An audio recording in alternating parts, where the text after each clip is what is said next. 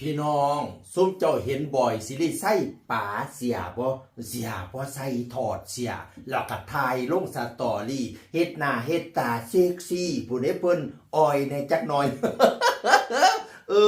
ถอดเสียถ่ายเซ็กซี่อ่อยในจักหน่อยโอ้ยแอนอรดีไปเห็นบัดเนี่ยจับมาโพสทันทีเลยแคปหน้าจอแล้วก็มาโพสว่าเอาคือถอดเสียแบบใดวาสนาแล้วก็เฮ็ดรูปการ์ตูนอิโมจิ8 โตตาสวดคือจังศูนย์ในจังหน่อยให้ไผเบิงตุระวาสันว่า เอาคือถอดเสียแบบใดให้ไผเบิงทุระมาหาเฮ็ดจังซี่ของดีนะให้เมียเบิงผู้เดียว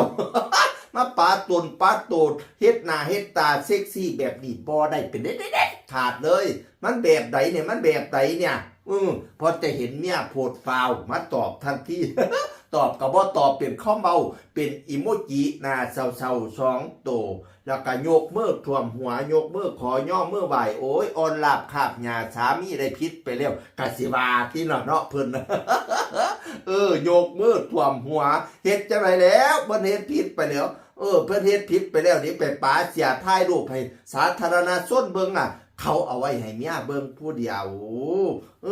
เฮ็ดหน้าเฮ็ดตาเซ็กซี่อีกเพิ่นน่ะ เบนสุภาไสพระเอกใจเกินร้อยก็มาหัวเราะ5พะนะว่าท่องเบสทับถนนลูกไส้อีพอต้องใส่กับมาเมนอ้าวว่าซั่นเนาะ อ้าวคือถอดเสียอ้าวท็อปสราวุธกับมาเมนเด้เพิ่นนี่เมนดีอันเห็นอันแบนว่าบอยเป็นหยังจังถอดเสียท็อปก็เลยมาเมนว่าดีกว่าถอดกางเกงนะว่าซั่น ดีกว่าถอดกางเกงนะ แอนอรดีคือสิมักเมนนี่ก็เลยมาเมนตอบว้ายว่าซั่น ว้ายดีกว่าถอดกางเกงนะว้ายว่าซั่นแอนบ้านน่ะนะ โอ๊ยแต่ละตนแต่บ่อยสิได้ใส่แล้วนอเฮ็ดหน้าเศร้าๆยกมือขอย่อมือไหวอยู่ แอนเมนตอบหยุดบอยสิได้ใส่หยุดว่าซั่นว่าอย่าสุเฮ็ดอีกเป็นเด็ดขาดอย่ามาหาป๋าเสียไทยอันสตอรี่เฮ็ดหน้าเซ็กซี่ให้ผู้อื่นเบิ่งบัดเนี่ยเมียเขาเปลี่ยนห่วงเข้าใจบ่เมียเขาเปลี่ยนห่วง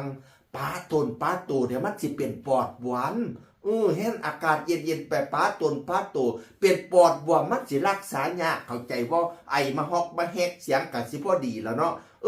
ปานนั้นบอกแต่ลูกบอกแต่เต้าเดี๋ยวบัดย่ำนอนน่ะอย่าป๋าอย่าเปียใส่เสียใส่ผ้าให้เรียบร้อยมันสิเป็นปอดบวมเจ้าของมาป๋าเสียมันสิเป็นปอดบวมเมียเขาหักและเป็นห่วงเข้าใจบ่ต่อไปอย่ามาป๋ามาเปียอีกมันจะเป็นปอดบวมด้วยรักและเปลี่ยนห่วงเมียเขาเปลี่ยนห่วงเมียเขาจังบอกเขาให้รักษาสุขภาพอนามัยเข้าใจบ่